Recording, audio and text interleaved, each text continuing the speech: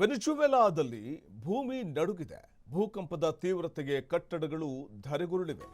ಅವಶೇಷಗಳ ಅಡಿ ನೂರಾರು ಮಂದಿ ಸಮಾಧಿಯಾಗಿದ್ದಾರೆ. ಭೂಕಂಪದ ತೀವ್ರತೆ 7.2ರಷ್ಟಿತ್ತು ಅನ್ನುವಂಥ ಮಾಹಿತಿ ಲಭ್ಯವಾಗ್ತಾ ಇದೆ. ಸೊ ಹಾಗಾಗಿ ಈ ಸಂದರ್ಭದಲ್ಲಿ ಸುಮಾರು 10,000 ಮಂದಿ ಮೃತಪಟ್ಟಿರುವ ಶಂಕೆ ಇದೆ. ಸರಣಿ ಭೂಕಂಪಕ್ಕೆ ವೆನಿಜುವೆಲಾ ಅಕ್ಷರಶಃ ತತ್ತರಿಸಿ ಹೋಗಿದೆ. ಸುಮಾರು 10,000 ಮಂದಿ ಸಾವನ್ನಪ್ಪಿರುವ ಶಂಕೆ ಇದೆ. 7.2ರಷ್ಟು ತೀವ್ರತೆಯನ್ನು ಹೊಂದಿತ್ತು ಭೂಕಂಪದ ತೀವ್ರತೆ ಅನ್ನುವಂಥ ಮಾಹಿತಿ ಇದೆ. ಸರಣಿ ಭೂಕಂಪ ಸಂಭವಿಸಿದ ಹಿನ್ನೆಲೆಯಲ್ಲಿ ಅನೇಕ ಕಟ್ಟಡಗಳು ಧರಾಶಾಹಿಯಾಗಿದ್ದು 10,000ಕ್ಕೂ ಹೆಚ್ಚು ಮಂದಿ ಮೃತಪಟ್ಟಿದ್ರೆ ಅದರಲ್ಲಿ ಸಾವಿರಾರು ಮಂದಿ ತೀವ್ರವಾಗಿ ಗಾಯಗೊಂಡಿದ್ದಾರೆ. ಅನೇಕರು ಕಟ್ಟಡಗಳು ಧರಾಶಾಹಿಯಾಗಿದ್ದರಿಂದ ಅದರ ಕೆಳಗಡೆ ಸಿಲುಕಿದ್ದು ಅವಶೇಷಗಳ ಅಡಿ ಸಿಲುಕಿರುವಂಥವರನ್ನ ರಕ್ಷಣೆ ಮಾಡುವಂಥ ಒಂದು ಪ್ರಕ್ರಿಯೆ ನಡೆದಿದೆ.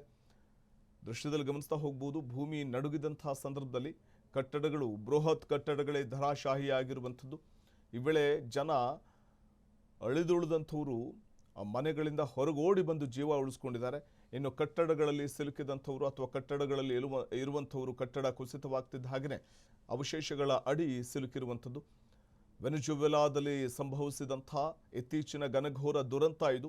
ಸುಮಾರು 10,000 ಮಂದಿ ಮೃತಪಟ್ಟಿರುವ ಶಂಕೆ ವ್ಯಕ್ತವಾಗ್ತಾ ಇದ್ದು ಅದರಲ್ಲಿ ಪುಟ್ಟ ಪುಟ್ಟ ಕಂದಮ್ಮಗಳನ್ನು ಹೊರಗಡೆ ಕರ್ಕೊಂಡು ಬರ್ತಾ ಇರುವಂಥ ಇವೆಲ್ಲವನ್ನು ಕೂಡ ಗಮನಿಸ್ಬೋದು. ತೀವ್ರವಾಗಿ ಗಾಯಗೊಂಡಂಥ ಪುಟ್ಟ ಕಂದಮ್ಮಗಳನ್ನು ಕೂಡ 2 ಕಂಕುಳಲ್ಲಿ ಎತ್ಕೊಂಡು ಬರ್ತಾ ಇರುವಂಥದ್ದು. ರಕ್ಷಣಾ ಸಿಬ್ಬಂದಿ ಹೊರಗೋಡಿ ಬರ್ತಾ ಇರುವಂಥದ್ದು.